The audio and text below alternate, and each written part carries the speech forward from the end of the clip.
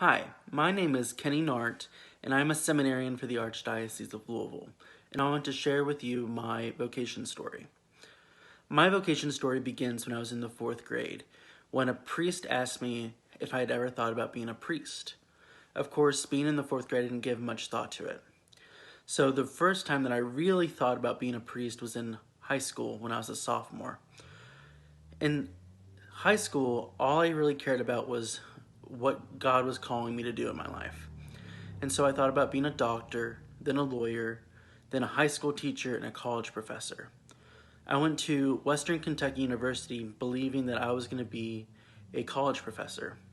But when I got involved at the Catholic Center on WKU's campus, I joined men's groups, I did retreats, and I joined a discernment group that met every Sunday night to talk about vocations. And it was there that I really gave considerable thought to being a priest, because I realized that God had something special planned for me and for my life, but I didn't know what. It wasn't until the final 2 years at WKU when I worked at Gasper River Catholic Youth Camp and Retreat Center in Bowling Green that I realized that God might be calling me to the priesthood.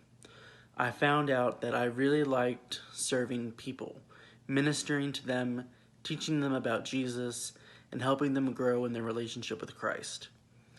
And it was after that I went on a retreat in a conference run by Focus in Chicago.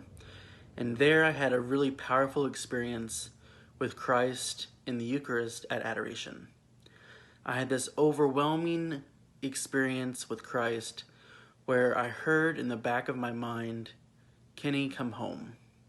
And for me, in my interpretation of that, I heard God calling me to come back home to Louisville and apply to seminary.